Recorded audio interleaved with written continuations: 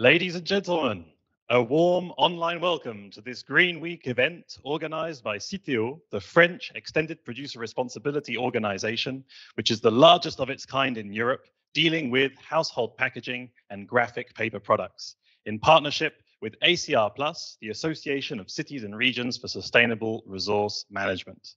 Our topic today is tackling litter pollution, from obligations to actions, which marks Citeo's commitment to fight against litter pollution and to create the conditions of dialogue with the whole value chain to find appropriate and effective solutions. A need for dialogue that we see when we look at where the participants are coming from today, with a very balanced representation from the different parts of the value chain, which in a way already shows that litter is a shared responsibility. Indeed, the incredible awareness-raising campaigns on the dramatic situation of litter across the world is increasingly holding to account many industries, governments, as well as consumer lifestyles. On European level, this huge social and political pressure resulted in the adoption of the Single-Use Plastics Directive at the speed of light when it comes to EU decision-making processes. And this week, the guidelines on the implementation of the Single-Use Plastics Directive, which needs to be transposed into national legislation. So today's event is more than relevant. But litter is a complex issue. Nobody enjoys seeing cities, streets, countrysides, parks, or beaches cluttered with litter. And yet, everyone somehow participates in creating it. It's a bit like traffic. Nobody likes being in a traffic jam, and yet everyone in the traffic jam is taking part by adding his vehicle to the queue. Or if I may use another metaphor, litter is like an untidy room. You can clean it, but if you don't address the underlying factors that cause the room to be untidy in the first place, it will become untidy again. It may be that your room needs a better storage system, or that your attitude to storage change. Or it may be that you could live with a lot less stuff in the first place, or that you need to reorganize your room entirely. But by doing so, you may create an untidy room elsewhere. Similarly, litter is at the crossroads between attitudes, responsibility, and governance. So how can the sum of all individual responsibilities create an environment that is clean for the collective, but also for biodiversity and for marine and terrestrial ecosystems? Is it like the author Bill Bryson puts it, that litter is part of a long continuum of antisocial behavior? Or is it that there are systemic and fundamental changes to the way we produce, consume, and live our lives that are necessary to have an impact on littering in the end? Is littering a signal that our circular economy policies have failed? Or is it an inherent externality of our production and consumption models that we need to address in a dedicated and targeted manner? To discuss these issues, we'll be together for the next 90 minutes with an inspiring lineup of speakers from the European, national, and local levels, as well as representatives from civil society. So do get involved in the discussion via the Slido box to the right of the live streaming window.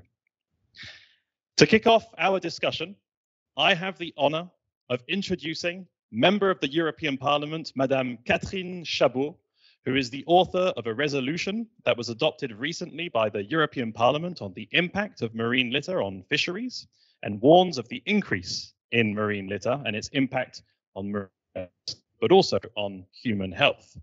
As a former navigator, Madame Chabaud will be setting the scene for our debate and lay out her vision on the reduction and prevention of marine litter.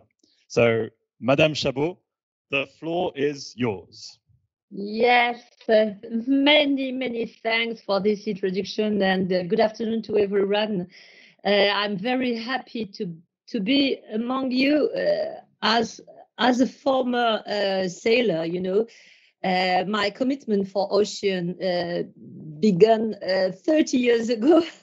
Because I saw marine litter at the middle of the Atlantic Ocean 30 years ago when I crossed for the first time I crossed the Atlantic solo. So, in short, as you said, I'm a sailor. I'm also a journalist, and now I become an MEP, and I work in 3 committees in the Parliament, the European Parliament, the Committee Envie, Environment, Pêche and Development. And the topics that I'm involved are climate, and I promote the role of the ocean in the climate regulation, circular economy, protection of ecosystems, recycling, marine litter, of course, etc. And I also promote the notion of the ocean as a global common. 3 years ago, it will be the anniversary, the 8th of June, next week.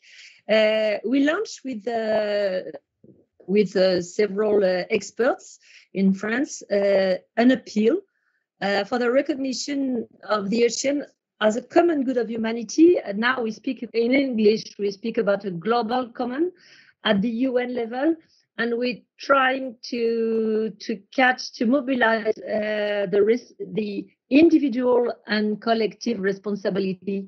And this feeling is the feeling I felt 30 years ago when I was among those waste in the ocean. So now I will present the marine litter file, the report I was in charge on. So as you know, marine pollution is a major challenge if we want to have a healthy marine and coastal ecosystems. Marine ecosystems play a major role both in balancing the climate and in providing the basis of marine and coastal activities, such as fisheries and aquaculture. In the report, we ask questions: what is marine litter? What waste are we talking about, and what types of impact? So impact on fisheries. What are the solutions to the problem that are like its origin to be found both at sea and on land? And we cry a systemic approach to the subject. The systemic approach is really important for me. So what types of waste are we talking about? As you probably have, several categories of waste. We are talking about plastic bottles, of course, packages, cigarette butts, but also containers lost at sea, car tires or fishing nets, textile fibers and plastic pellets, as we saw on the Sri Lanka, beaches a few days ago, micro and nanoplastic, etc.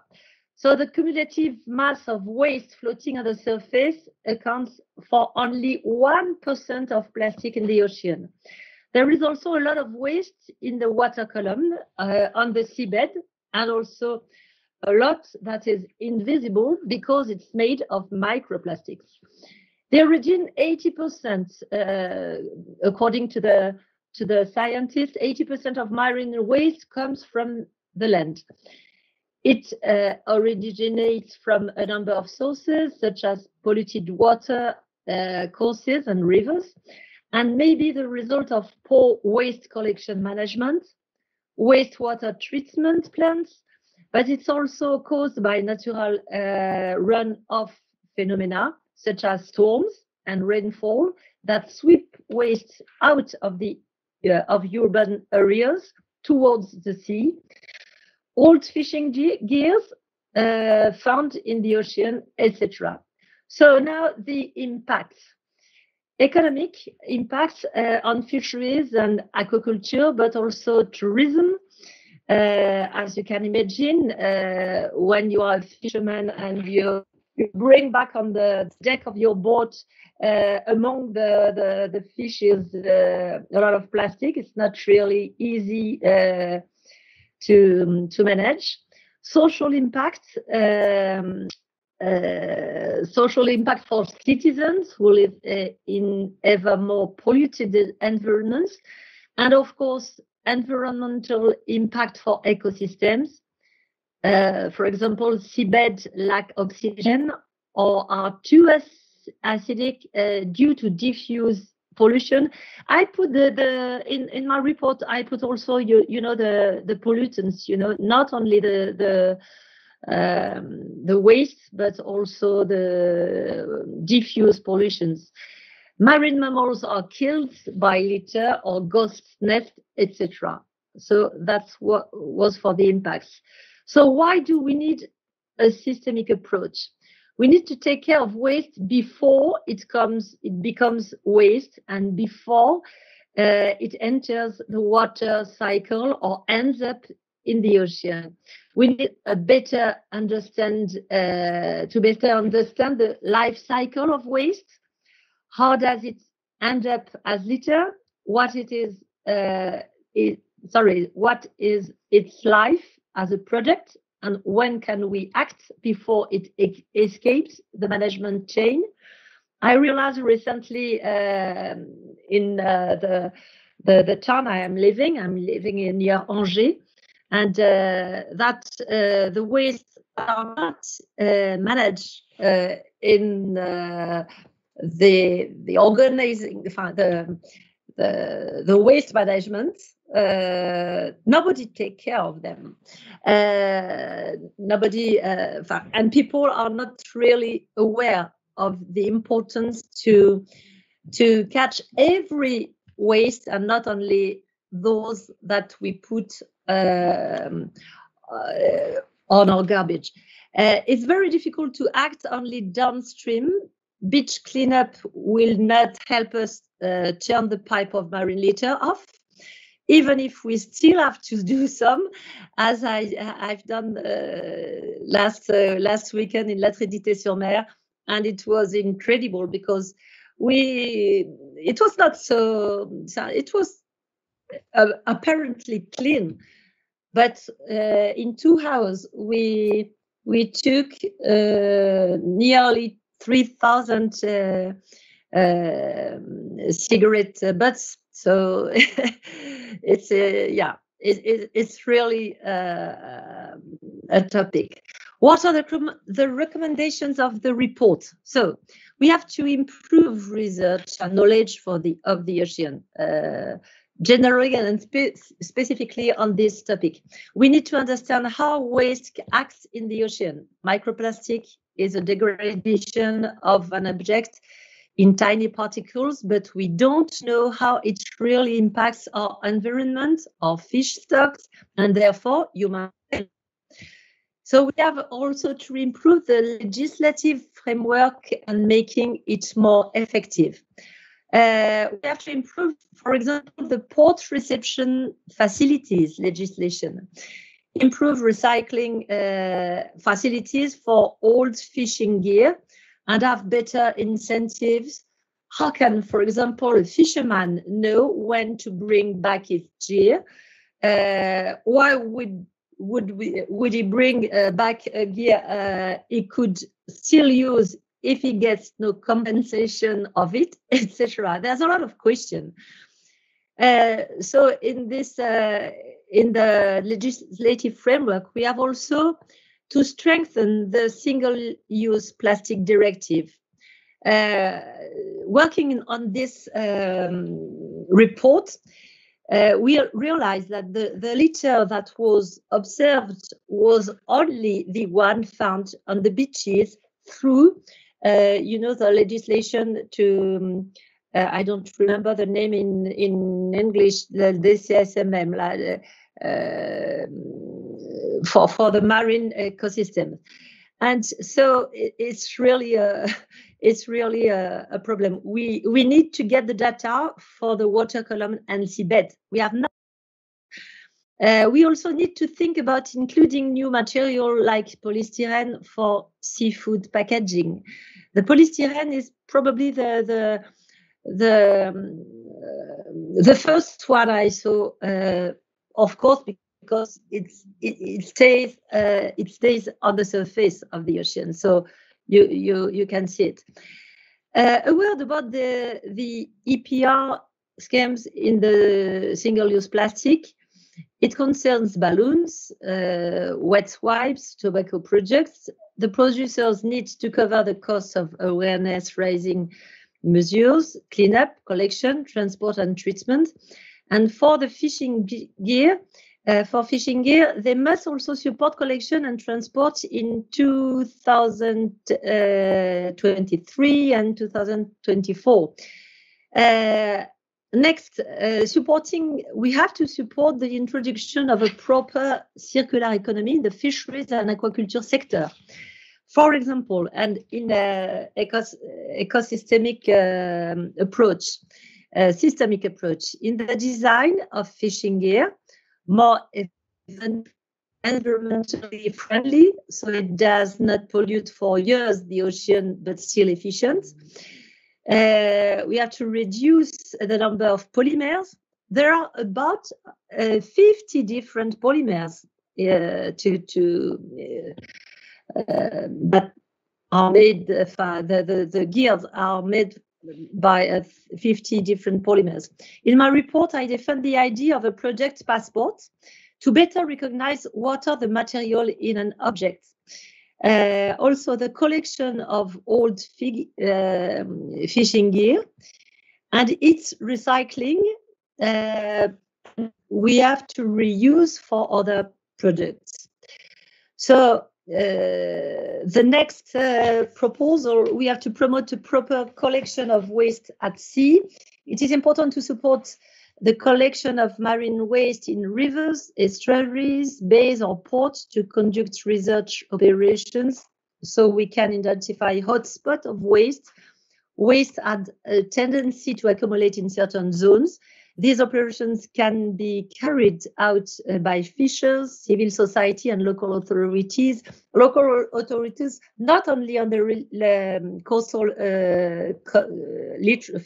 communities, but also from the top of the mountain, and probably we just a word about those boats or all those projects to catch the waste, the marine litter outside on the seas, in the seas. It can be useful in the estuaries, but we have to put our energy at the top, at the beginning of the problem, and on the rivers. We must tackle the problem of the loss and spread of microplastic, such as plastic pellets, in the environment throughout the supply chain, especially during land and sea transport, and the associated risks of spillage. It happened, recently in Sri Lanka, as I said before, when a ship capsized and the whole cargo of plastic pellets spilled directly into the ocean. But I can show you, I took, I have in this box sand I took 3 years ago when I was in the Mediterranean on a beach, and probably there are a lot of more pellets in this box than sand. We need to think how to introduce the EPR for litter. Who wants an object that is found in the nature? How do we trace it back to the producer? How to develop life cycle assessment tools that work for everyone. So it's not my conclusion, but nearly my conclusion. Now, I would like to share with you other elements on my own experience with extended producer responsibility. It was funny because my sponsors during my around the world race were the initiator of the EPR sector. It was Whirlpool, and they have created ecosystem. And it was very interesting, but because it helped them to develop the eco-design of their products. I was always interested in developing the recycling of boats and of life, and I worked with scientists on this topic. And I'm very proud because we were the first to build a completely compostable boat. When I did my Tour de France of solutions through several years ago, I exchanged with people working on eco-design, etc., etc. And finally, I would like to know that to let you know that I'm now launching my own solution tool on Marine Litter with the hashtag See Your Solutions. See Your Solutions with CSEA to put forward the existing solutions in the field, recycling of fishing gear, for example, but a lot of solutions. I know that Citeo, you promote some solutions, and probably a lot of you are promoting. And I think we need to share the solutions to accelerate to tackle the problem of marine litter. So now I leave the place for for the video. It's a short one, and we launch the appeal. We launch it tomorrow. So it's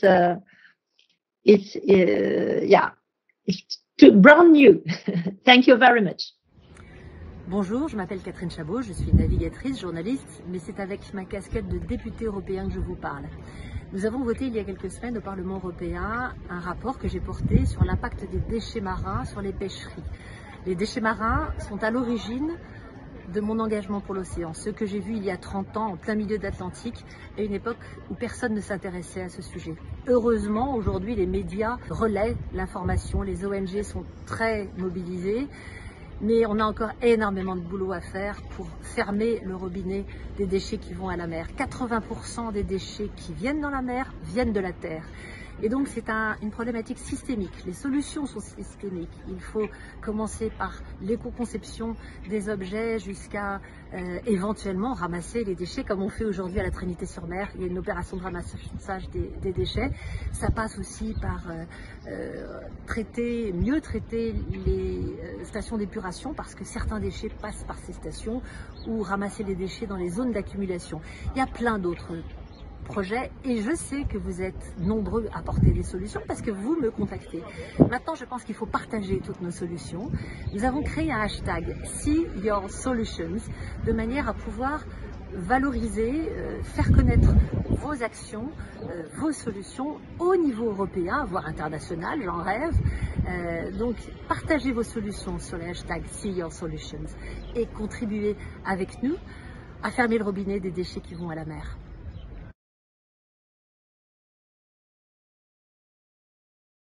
Thank you very much, Catherine, for this insightful introduction. You talk about the scale of the challenge, and then we see in the video that it's also extremely local to the point of, really picking individual items by the beach, by our locality. So I hope this C for Solutions will inspire solutions to come your way.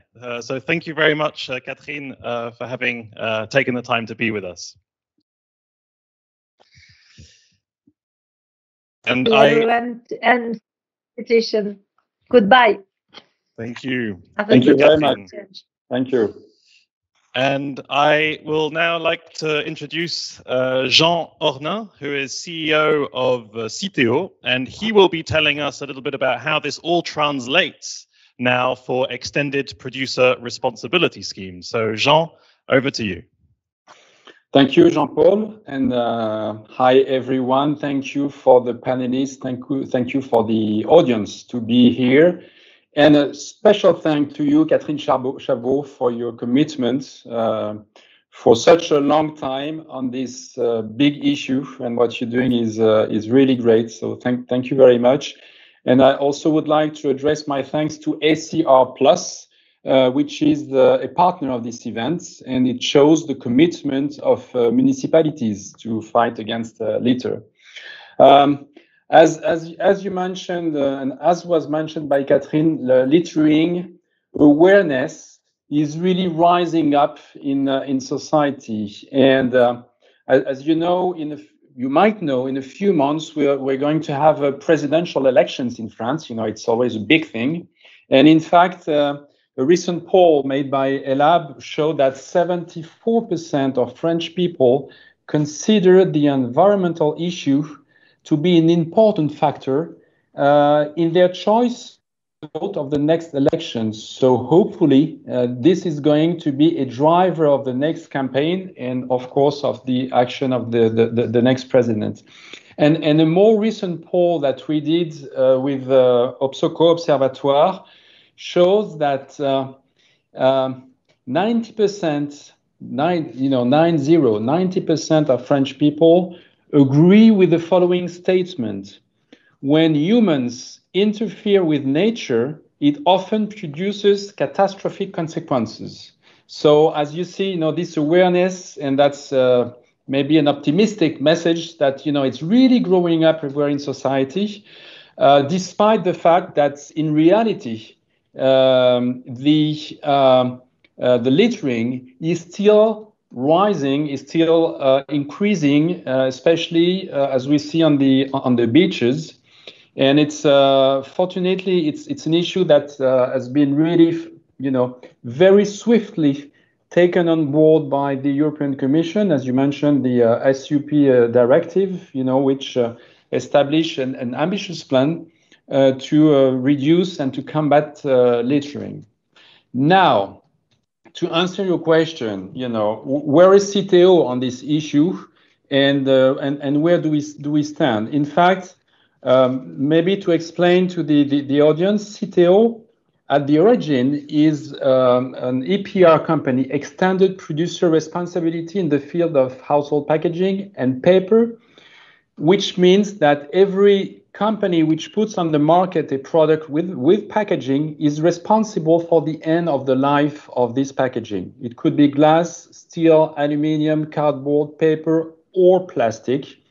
Each time you sell a product, you have to contribute financially to three things: to eco-design programs, to sensibilization and mobilization of all citizens and consumers, and also we finance the collection and the sorting of all packaging and paper throughout France. It's called usually the yellow bin.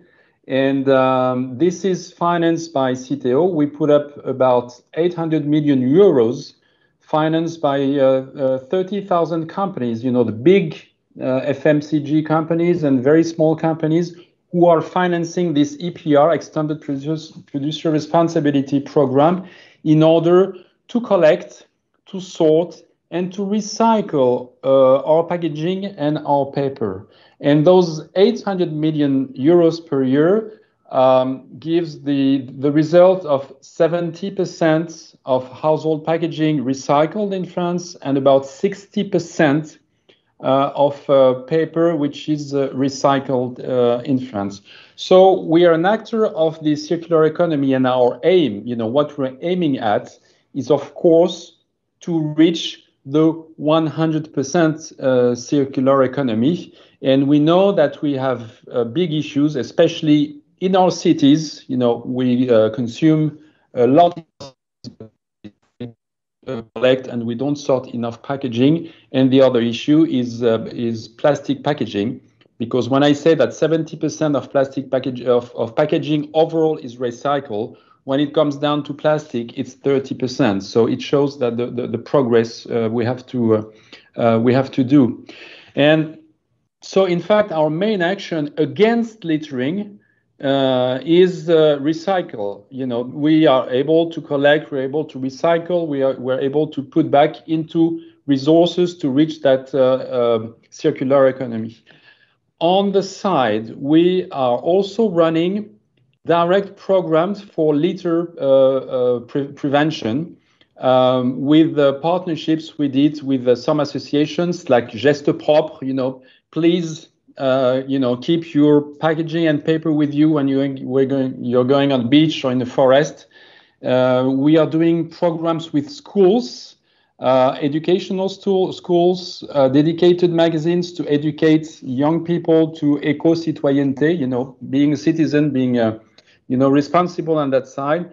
And we're also running scientific programs, especially one with one association which I love, which is called Septième Continent, to understand the impact of litter. But everything we did on that issue was rather on the side of the company. We are here to recycle, and then we did things, and we're doing things on prevention of littering.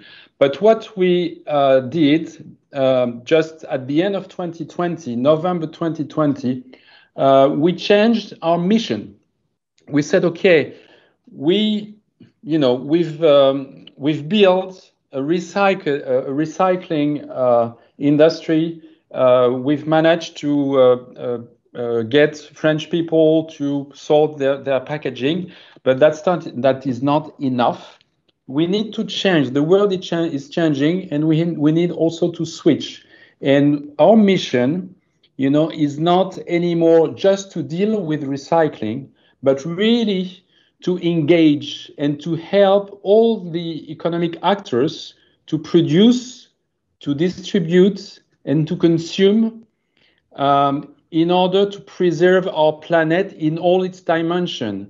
The resources, the climate, but also the biodiversity. And for us, it's a big switch. So protection of biodiversity is not a side issue, it's a central issue. And what we have to do is to engage our clients, and all these companies are paying for EPR system, for them to make it a strategic issue in their own business strategy. That is what's at stake. So we are really fully committed to enhance our activities to fight against littering. And also at the same time, as Catherine Chabaud mentioned, we're pushed by the regulation, European regulation, French regulation, which is also moving very fast in that direction. So what are we doing? First of all, what you have to know is that we are targeting 3 different groups of actors who have their own responsibility. The first are the companies themselves who put on the market product with the packaging to enhance their environmental performance. And we've always talked about design for recycling, and now we are not only talking about design for recycling, but also of design against littering, and that is what at stake in the companies themselves. The second target are the territories, the municipalities, and who are our historical partners, to help them prevent and also clean, and that will be part of our action in the future to help the local authorities to deal with this issue.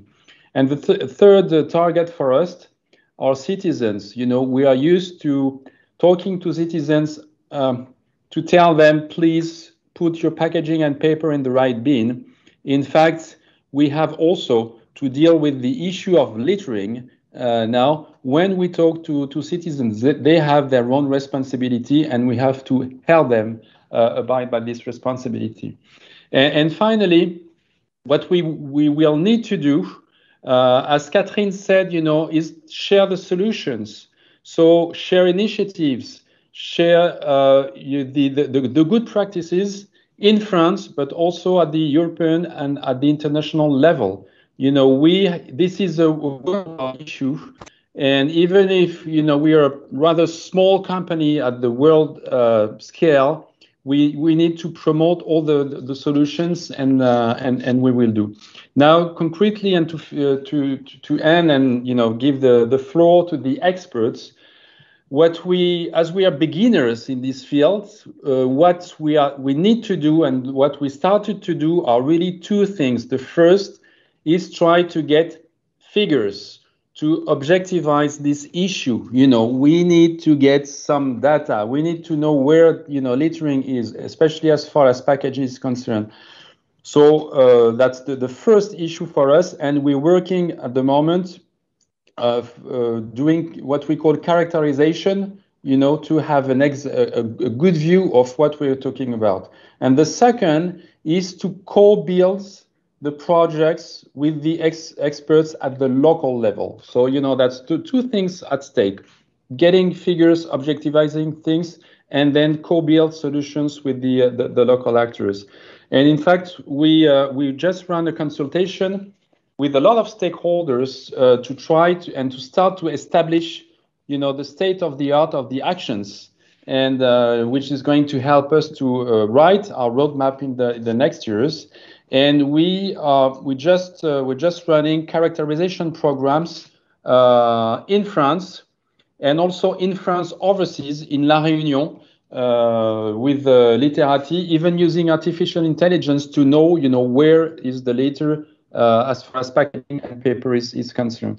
So as you see, we are really starting to work on these issues: characterization, prevention, remedial action, in order to exercise our clients' obligation, but not only their obligations, their commitment.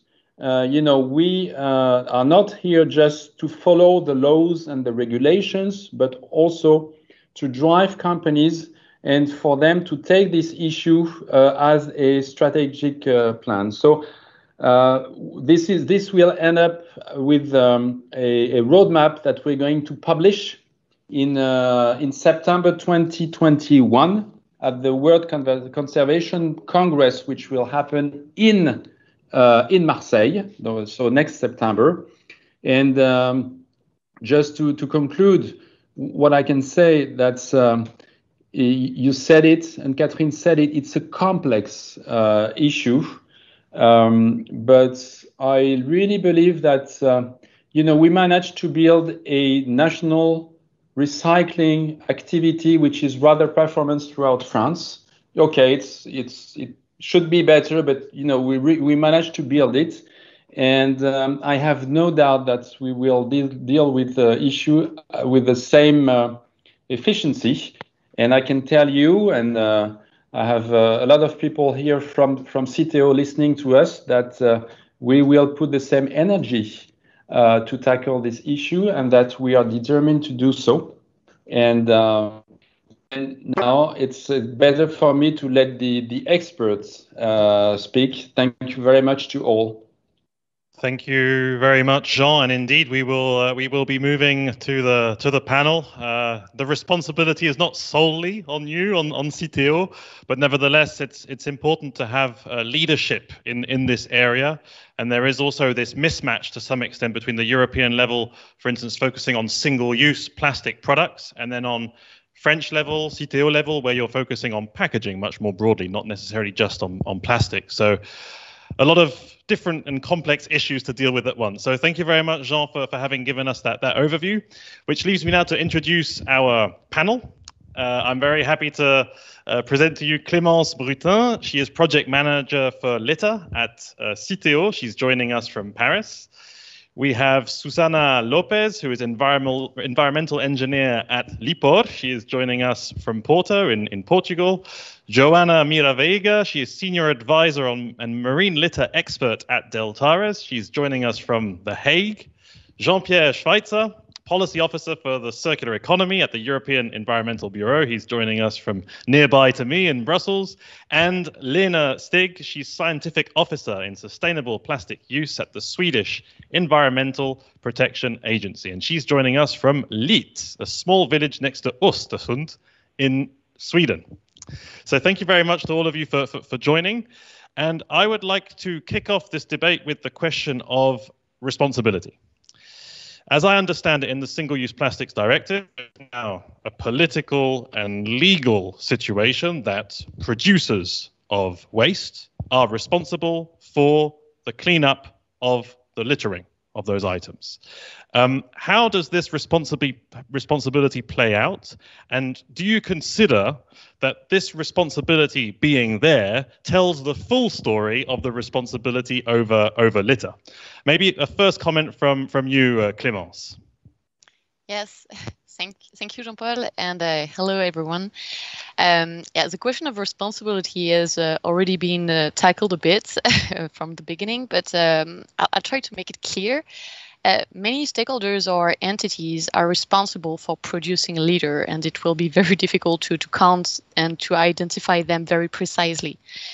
If I jump on packaging, so packaging, it's first produced to protect the products. But when packaging is littered, it has an impact on the environment and on biodiversity.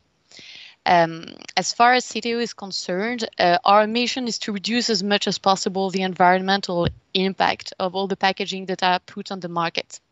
And as such, fighting litter is part of our DNA, as I've already mentioned. So it's a moral responsibility, and everything that we've done so far over the last 30 years to increase sorting for households and for out-of-the-home places totally contribute to that. To contribute even more and to endorse even more this responsibility, our objective is really to work hand in hand with stakeholders, namely obviously the industrials, but also the municipalities, associations, consumers, so lots of different stakeholders in order to prevent leakage at every step of the value chain. And the packaging leakage is obviously what we aim at reducing the most. In terms of responsibility, obviously, we do not deny that industrials have their share of responsibility, but they can not only be a part of the problem. We are absolutely convinced that they should also be part of a solution. So this is why we really aim at working more closely with the different stakeholders to be part of the debate and not only a sole financer of that. Because, as you said, our moral responsibility is also doubled with a financial one, given the legislative and regulatory framework. Okay, moral and financial. Jean-Pierre, would you say that goes far enough? Do you think it's sufficient to attribute this financial responsibility on producers to clean up litter, or will that not as such solve the issue of littering in the end? Yeah, I mean, really, let's pick up on your analogy from the beginning about traffic and how we all contribute to litter when we're somehow sat in traffic. I think you're right in making this statement, but at the end of the day, on the roads, we have the pedestrians, the cyclists, the SUVs, and the private jets. And this is a bit kind of the framing you have to have. There is a shared responsibility, but some are more responsible than others. The EEB is very lucky to be part of the Rethink Plastic Alliance and the global Break Free from Plastic campaign. And one of the activities of the Break Free from Plastic Alliance is an annual brand audit. And this is basically an audit of beaches made up of voluntary activity. The last version was completed in 2020, involved 14,000 volunteers on 575 beaches and waterways in 55 countries. And through a kind of standardized methodology, we did an audit of what the main brands were who appear on the beaches across the world. And the audit is now in its third year, and it's the same companies which appear on the top 10 list every year. It's Coke, it's Pepsi, it's Nestle, it's Procter and Gamble. The companies who participate in EPR schemes, and I think that's why we have to really welcome the new Article 8 within the Single-Use Plastics Directive, because it starts to go in the right direction of placing responsibility on companies. Overall, I really, and I think others, welcome the emphasis which Citeo place on recycling as the main strategy for preventing litter, because it stops to really just be an end-of-pipe solution, but actually tries to create some value out of the materials behind. But I would really urge them to go further and be more ambitious, think up the supply chain, think about waste prevention, think about reuse. And I think this is something which the members of Citeo can engage with, and there's lots of potential. We can talk about maybe the solutions a bit more later in the discussion. Thanks. Yep, absolutely, because ultimately I suppose those brands are also the ones you'll find in the supermarket mostly. So I suppose there's a logic there to some extent. If I go then to Susana in Porto, you're on the municipal level. So how do you welcome or see this financial responsibility being attributed to producers? Do you think that will change anything in practice? Hello.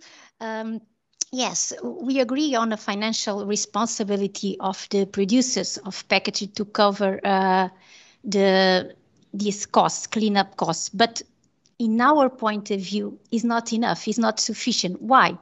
Because the focus should be not only to cover the cleanup costs of litter, but on the higher part of the waste hierarchy, prioritizing prevention and reuse instead of cleaning up practices and waste management options. It's important to highlight that in Portugal, most of municipalities don't know with accuracy the real dimension of cleanup costs of litter. And as we all know, littering, namely from plastic residues, can cause several environment damage, we all say before. Besides the negative impact in terms of cost of up or loss of economic value in the materials. So the question is, how can we quantify all the costs related with litter? How and to what extent can we measure the cost of litter on a public space, like on a street or in a green park or when we go to a beach? Litter does not have only this economic value, but this subjective value that it's very difficult to measure. And we think it's really important to engage all the stakeholders, from producers to consumers. And here, municipalities and waste management system have also a key role in these very relevant and urgent issues. Beside that, we think that policymakers must explore several options for reducing these harmful impacts of single-use plastic products. We have the green taxation, and we need to use this green taxation in order to avoid litter the costs. In terms of extended producer responsibility schemes, it's important not only think in terms of the end of pipeline, being responsible for the costs, cleanup costs, but think in terms of eco-design. For instance, life cycle analysis, very, very important, to impose a minimum percentage of recycled material, new products, and I would like just to stop here this first intervention that in Portugal we start now today the open discussion, public discussion in terms of the transposition of the single-use plastic directive. And we expect to have very good measures on place. And in terms of costs, obviously what we have now to discuss is EPR schemes should support costs related with cleanup of litter and treatment. But these costs from EPR are limited to activities carried out by public authorities or if they have this provision service by private companies. So we should have also these measures, but the most important is prevention and eco-design. We think that financial responsibility on the producers of packaging, obviously, it's important, and it's important to support municipalities to cover the cleanup costs. It's a good step, but we need to do more and more. Yes. Yeah, ultimately, it's more of a political signal, and there are other actions that would have a greater impact. I understand that. Lena, over in Sweden, maybe a comment also then on this question of responsibility on cleanup costs and whether that helps to solve the issue or whether actually we need actions elsewhere. I start with that one. I think that this responsibility for the costs makes them aware. They will be given incentives to increase awareness of the problems, to inform the consumers. So they also need to provide solutions to nudge and make it easier for consumers to change behavior. I think the producer responsibility is really not enough. We really need multiple measures towards sustainability. And I have the opportunity working at Swedish EPA, where we had a lot of things going on regarding plastics, and we have a national coordinating role, and we are supposed to be drivers along with the supply chain and different actors. We have, for example, procurement agency that could go from demand side when you buy different things, and also R&D and healthcare and municipalities. So we really know a lot to take action, but we need to have these multiple measures. We have a roadmap in Sweden, and now just recently launched, and it's about going into what kind of impact areas, and one is about preventing leakage, but it's everything is about circularity. We have to go the step from single use to reuse to multiple use and so on, and we need to do this together.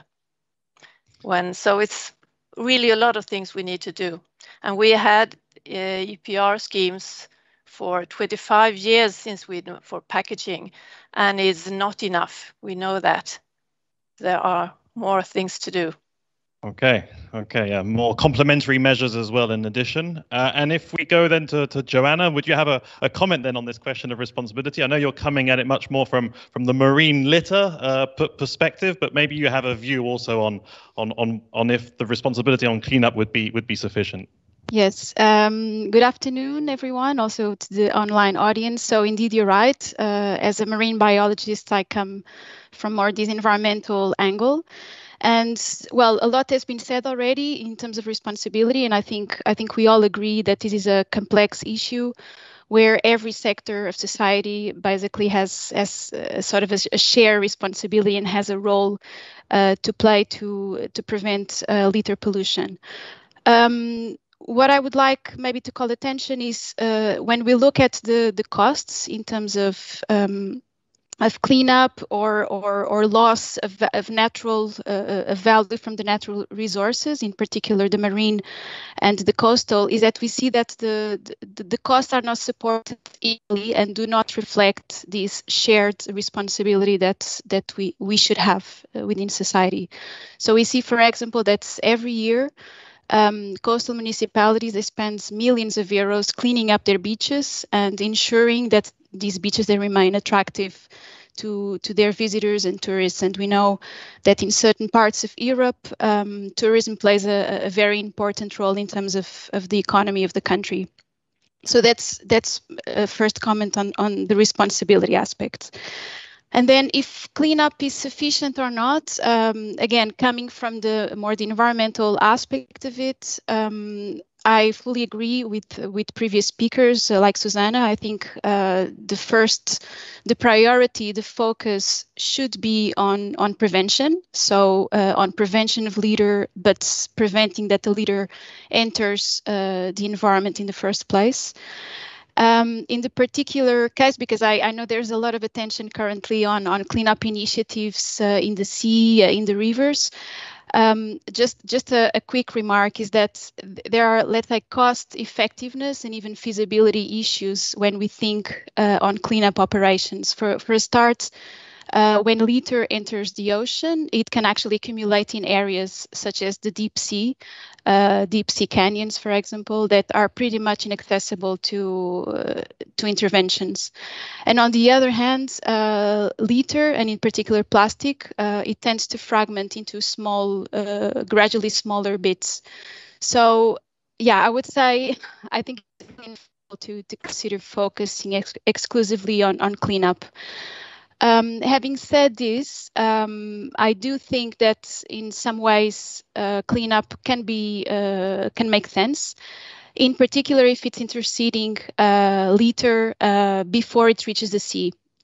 And there's very interesting initiatives popping up. One of them is actually being tested in one of the canals in Amsterdam. And it basically, it's deploying a system that creates a bubble screen, so an air bubble curtain to intercede all the litter that may be transported and that then would otherwise end up in the sea. So I think there is some value on cleanup, but I really think that we have to be careful not to put too much attention and too much investment because we should place it in where the root causes of the problem are. Yeah, and you put that also into the perspective of cleanup costs in general, and they could really blow up when we're talking about cleaning up oceans and very difficult areas of access. Clémence, a comment. Yeah, I heard lots of things about the expectations on the EPR because of our extended responsibility with regards to litter. I think that if I had to fragment the subject in two parts, I would say that there is the upstream prevention where Citeo has really a role to play with the eco-conception, eco-design, reuse that has been mentioned, reduction.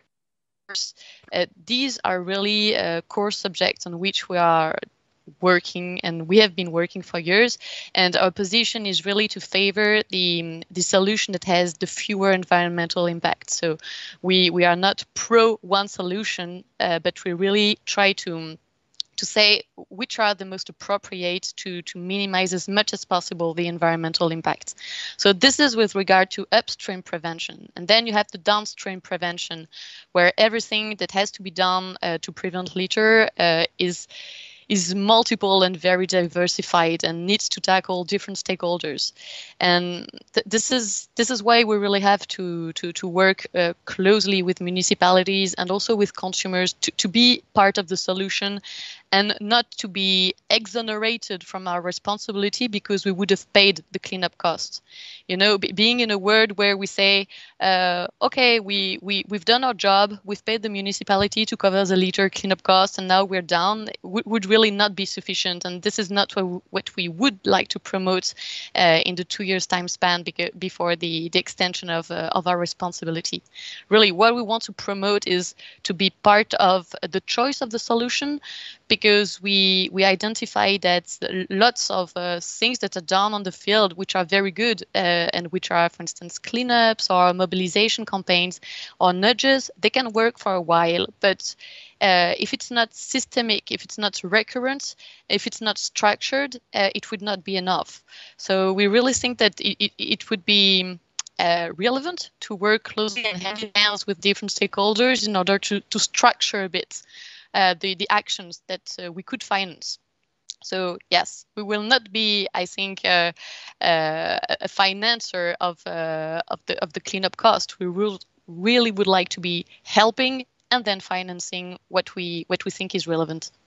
And between the design and the downstream, litter actually happens. So I just wonder, maybe if I go to Jean-Pierre first, what actually for you then causes litter? I've asked the same question to the audience. Can I get a sort of a top 3 key factors? Because before we get into the solutions, I'd like to just understand if we understand already the causes behind it that could help to shape the solution. So Jean-Pierre, what would be your top 3? Yeah, so I actually quite liked the perspective which Lena gave when she spoke about nudging. So I think we need to think about this behavioral economics perspective when it comes to littering. One, perhaps just to make the link with solutions, too often ignored approach is deposit refund systems and the deposit you can place on waste. I think there was a study by the University TU Delft, and they showed that with deposit refund systems, you could reduce the number of beverage packaging found in nature by up to 90%. In contrast, another approach taken by Flanders, so Flanders recently chose to drop the concept, the MVI party in Flanders, they chose to drop the concept of deposit refund system, and instead chosen to enroll environmental enforcers, hiring 30 new people to hand out fines of 500 euros for littering. And I think it's really a question of what approach do you prefer? Do you prefer the authoritarian approach of fining people for littering?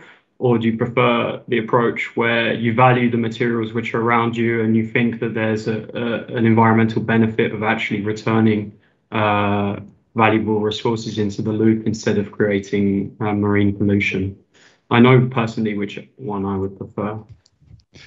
Okay, yeah, the carrot or the stick, and in general, this this information and awareness towards consumers. Lena, what would be your top three, and maybe also a comment on what you heard previously? Yes, I think that one of the problem is that single-use products are so easily accessible. They are all around you, and we know that the consumption of plastic have really increased enormously since its introduction. So it's easy to get, and even though the awareness of the problem is increasing, even when people have awareness and about the effects, they don't know how to change and what to do. So there have been surveys where they ask people about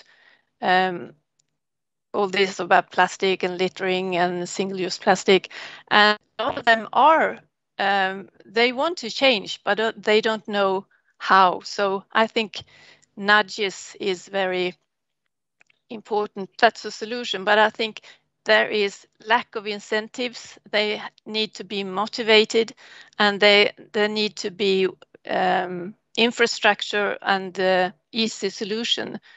The right choice should be a default, so it should be easy to make the right choices. Yeah, in a context where a lot of products are very easily accessible, so not easy. Susana, from your perspective, a top three that causes litter, you're very close to it, so keen to hear from you. Yes, we are very close as an association of 8 municipalities from Greater Porto area. Litter is always an issue. So from our point of view, obviously we think this on-the-go model of society that improves the use of single-use products because they are easy, they are cheap. So I think the first is this mobile lifestyle that we have and always running. Then we think that there is a lack of education and environmental literacy. So we need to improve rising awareness in this field. And obviously, we understand that there is a lack of municipal solid waste optimal solutions. Sometimes we have municipalities with suboptimal solutions in terms of cleanliness. Sometimes the municipal cleaning activities are absent.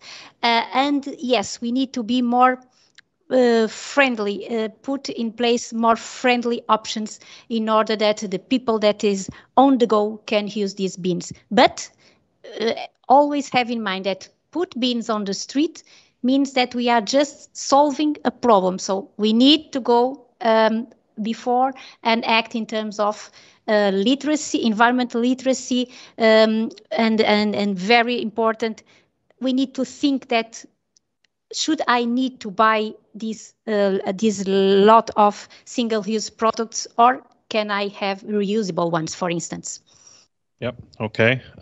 In the audience, we're talking about lack of waste collection infrastructure, consumer misbehavior as being the top two, and lack of sanctions and fines to go towards Jean-Pierre's point. So that's what the audience is saying. Joana, what would be your top three? Very briefly. We need to keep the pace. Yeah, so very briefly, I would select just one top, which is basically our current economic paradigm. So we are still in a take, make, waste society, and so poor design that reflects in the single use, lack of incentives to close the loop effectively in terms of materials and products, and of course behavioral aspects. But it's really across the whole life cycle of the product and materials.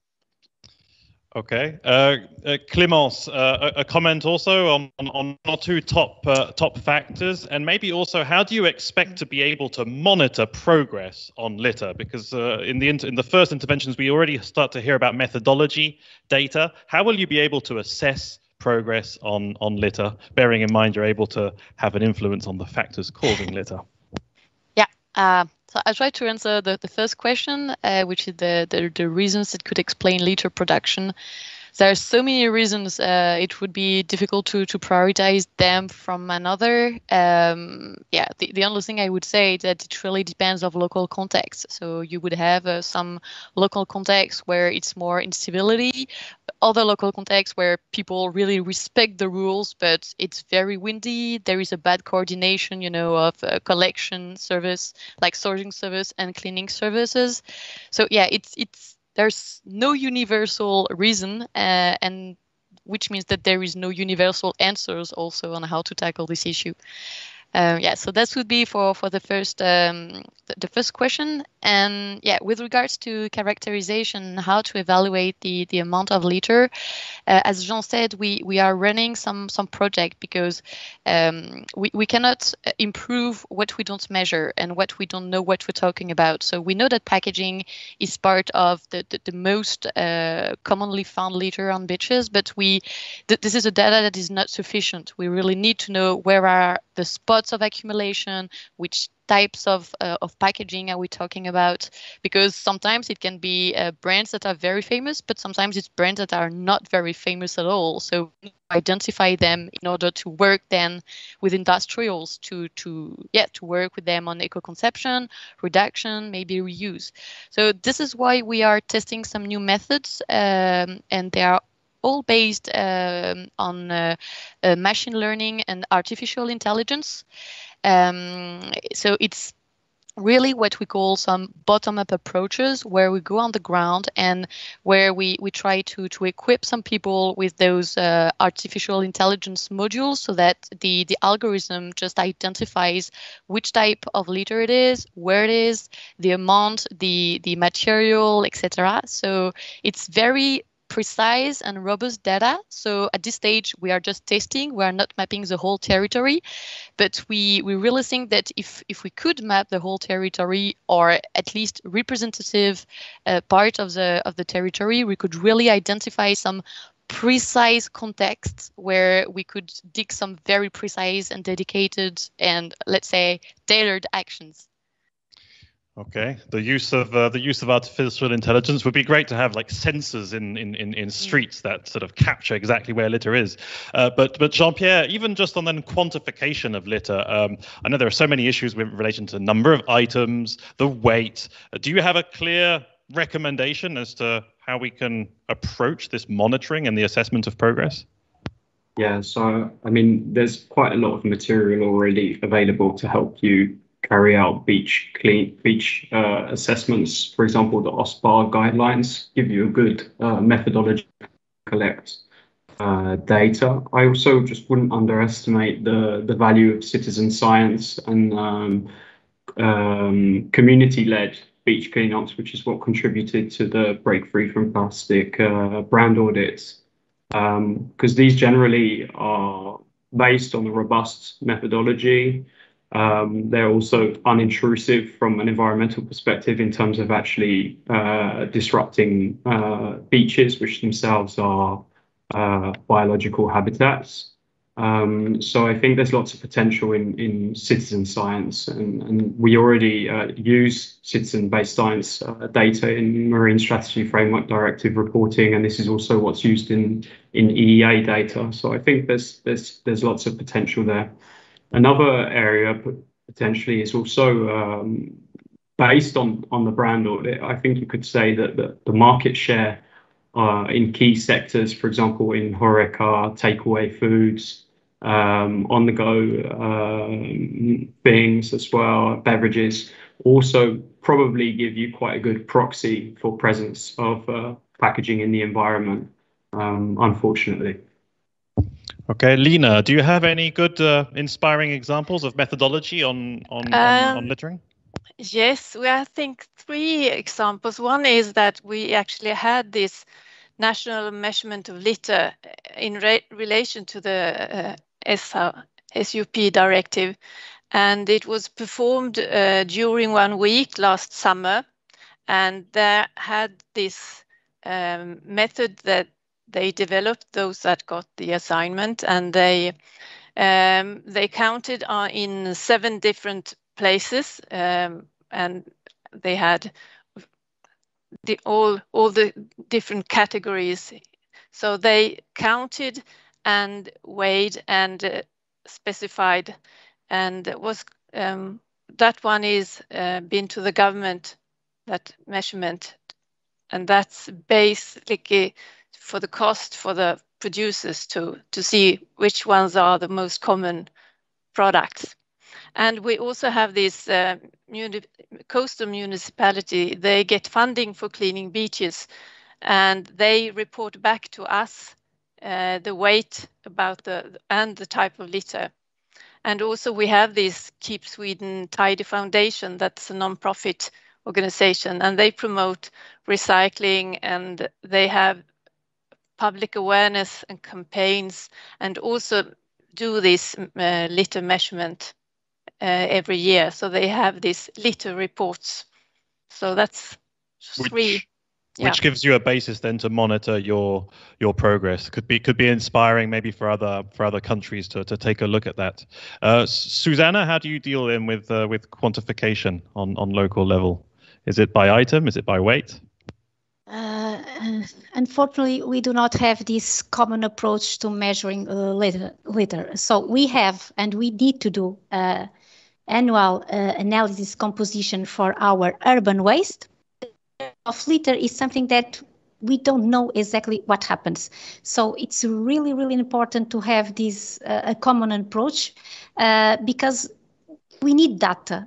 So to better act, municipalities and even policymakers need to know what are the most common individual litter types, what are the brands that we find in our beaches, and how much litter is present in different areas or regions.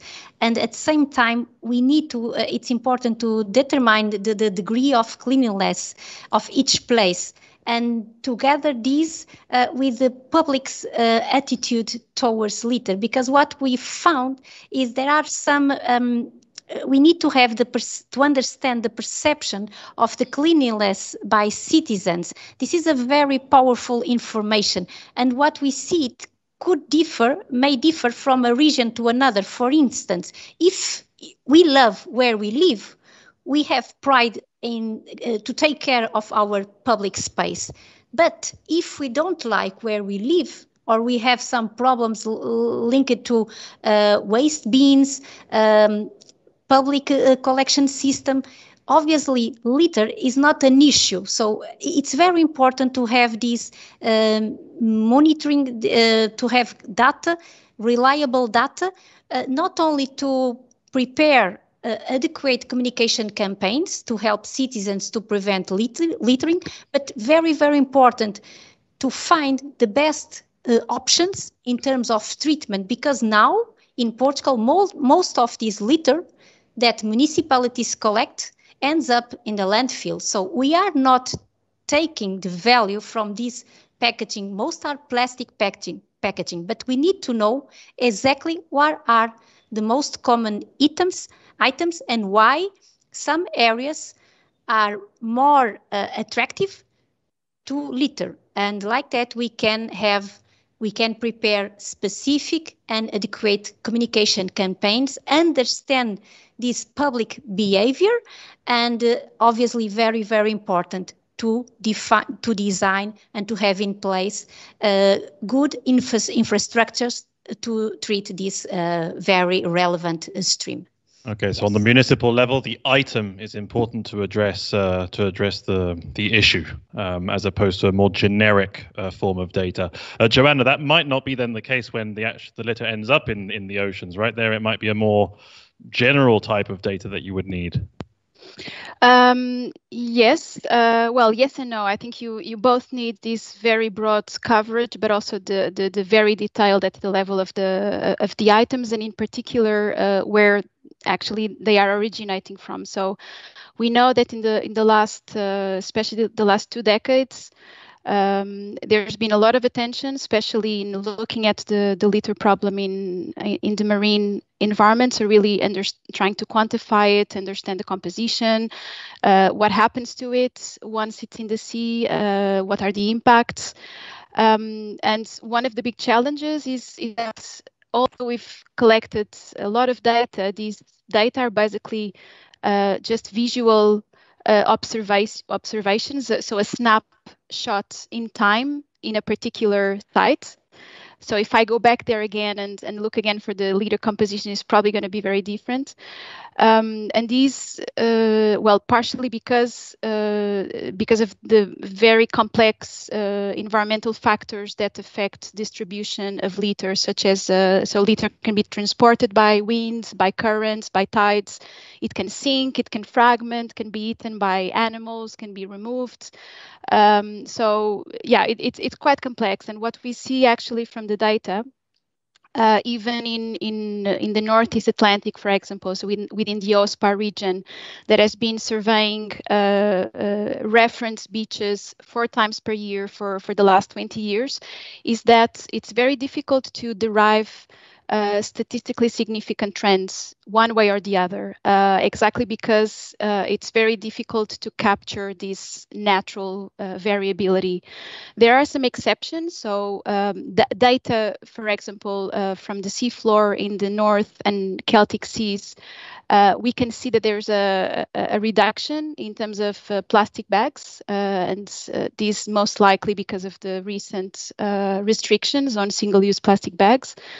But I think it's important to say that we need indeed more data in terms of time and also spatial coverage. And it's good, interesting to highlight. There's been initiatives funded by the European Space Agency, which are exploring exactly the potential to detect plastic through remote sensing, so drones, airplanes, and even satellites.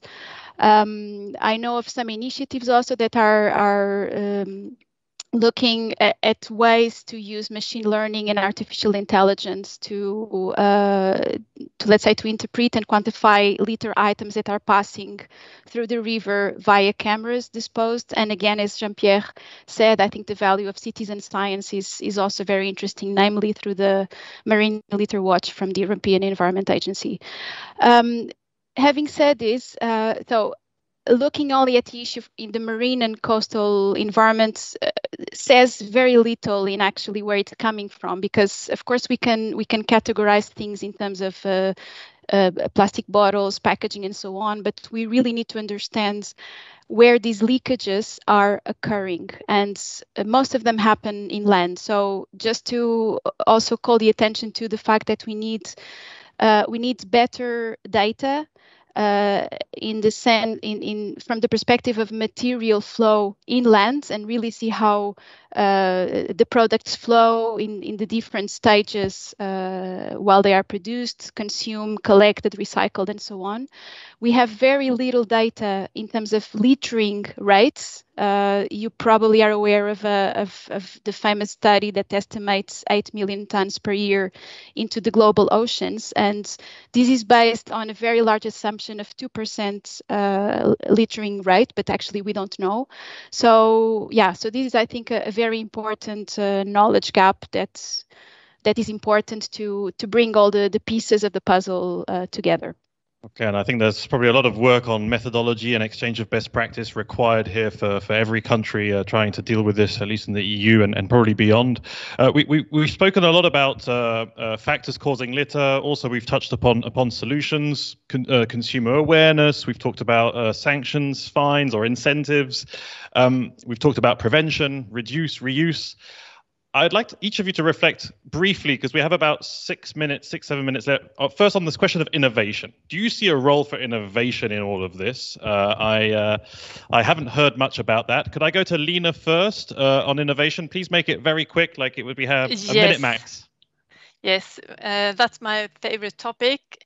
So I think if we have this challenge that we could tackle many things at the same time with engaging a lot of people, we could also have these big steps forward.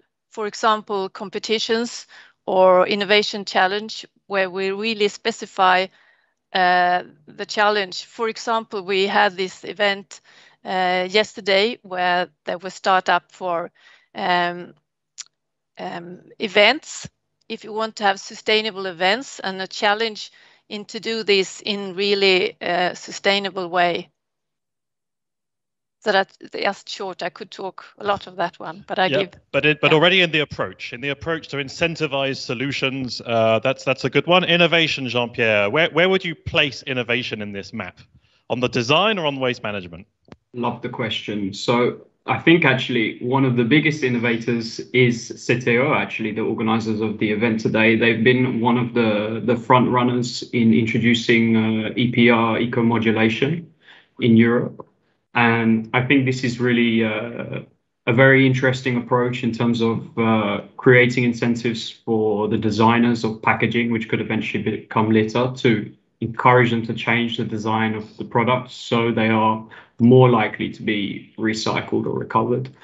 But I would encourage Citeo to be more innovative and go beyond design for recycling, think more about the need for system change, for material stewardship. I think there is now a big opportunity with the new French waste law with a target of 10% reuse by 2027. This is an opportunity for Citeo to go further. We are in the process of carrying out a study about scaling up reusable packaging in a few different sectors. One of them is on-the-go food and beverages, and I don't have the results yet, but the preliminary results show very positive environmental based on LCA and economic benefits from the big scale up of for these three sectors. So I look forward to being able to share the results of this study in the near future and encourage to be the innovators. Thank you. Okay, so innovative measures by EPR schemes can also have an effect on reducing littering. Susana, where would you put innovation on the map?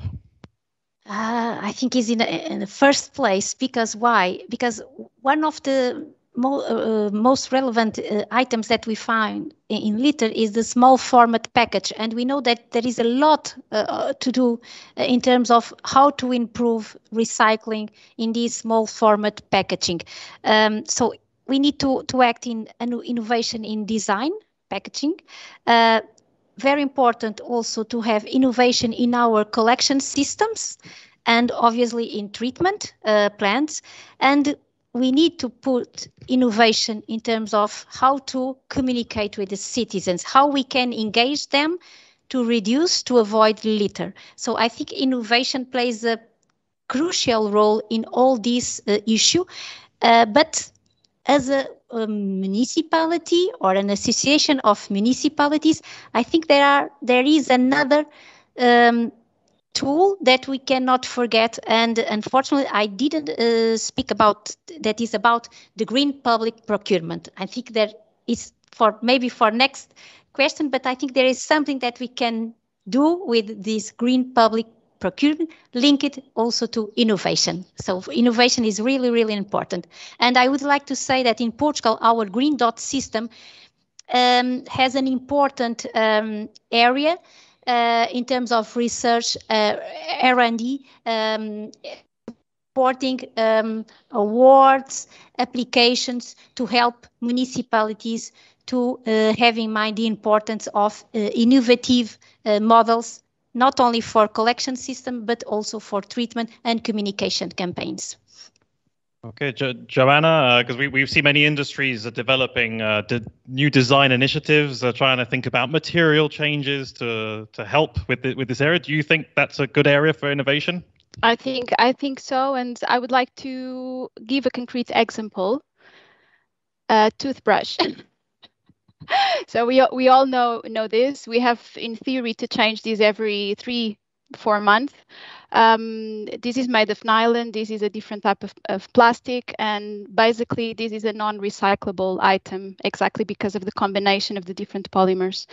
And what for me impresses is that this whole part, which is just used as a handle, just goes to waste because we need to replace the brush. And I'll just show an example without showing the brand, so I don't make free publicity, but of a neat system where you just replace the heads. So we need more like this. So there is a place then for innovation on product design. Clémence, that's something that you work with then all the time as Citeo. Does that inspire you any words on innovation? Yeah, I perfectly agree with what has been said. Working on the packaging, on the products, in order to reduce the weight and the quantity of material that is used is totally normal, and this is something that we've been working on for years now, and we're really pushing for working more on that, and notably on what we are calling the design against littering. In order to help industrials to produce some packaging that reduce the risk of dispersion in nature that could contribute to litter. In terms of innovation, I would distinguish maybe two parts. The first one, it's really a technological innovation, and in this field, we really think that so AI for characterization could be a good field, but without neglecting, as Jean-Pierre said, all the social and other experiments that exist and that are really very, very relevant and that produce also some very good data. So in this field, we would more be with this type of AI solutions. But we really think that there is innovation in the methods in order to help municipalities and to structure the actions so that they really implement different types of prevention and then cleanup measures in order to address the problem in a tailored way. Okay, well, we've sadly reached the time that we were allowed for this debate, but I think it was a great conclusion round where you raised the issue of the collaborative approach, the issue of product design, the issue of methodological innovation, waste management innovation, and then the kind of measures that extended producer responsibility schemes are able to place on producers to encourage certain shifts in packaging, at least. So I think that was a very inspiring round of conclusions, and I would like to thank the five of you for your time and your preparation to take part in this event. And I will now then hand over for a brief conclusion to Jean Hornain. Citeo was mentioned a few times in this discussion. I hope it was inspiring for you, and I'd like to maybe just hear a little word from you before we wrap up.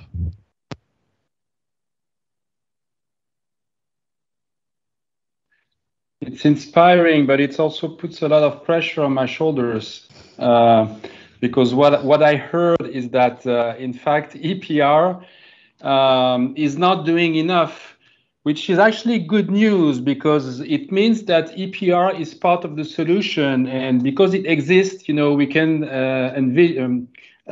do more as far as the fight against littering is concerned. And it's true that we have one of our main responsibility is at the upstream level. And you mentioned the first action is to try to reduce the waste and the packaging, and we are pushing, reduction and reuse solutions in order to do that. And of course, eco-design, eco-modulation, and so forth. So that's the main responsibility. And now, as far as the fight against littering, we have a responsibility downstream, which is, try to help prevention and cleaning at local level. And just one point, maybe, if you allow me, Jean-Paul, because I heard one term which is called financial responsibility, which I don't know what it is. Either you have a responsibility and you are part of the solution and you find the solutions and you pay for them, but you're not just here to pay a check and get rid of your responsibility. And that's an important thing for us because we're fighting for that. You know, either you're responsible or you're not, but it's not just a financial responsibility. And maybe just to conclude, you talked about innovation, and one thing I noticed, it's also common sense. What Joana showed us is common sense. You know, sometimes it's very helpful, even on those very complex issues. But anyway, I would like to thank you, all of us, all of you, for this very interesting discussion on this very complex issue. And I guess it's the first of many that will come in the future. So thank you to all of you, and thank you, Jean-Paul, to you for this great animation of this exchange. Thank you.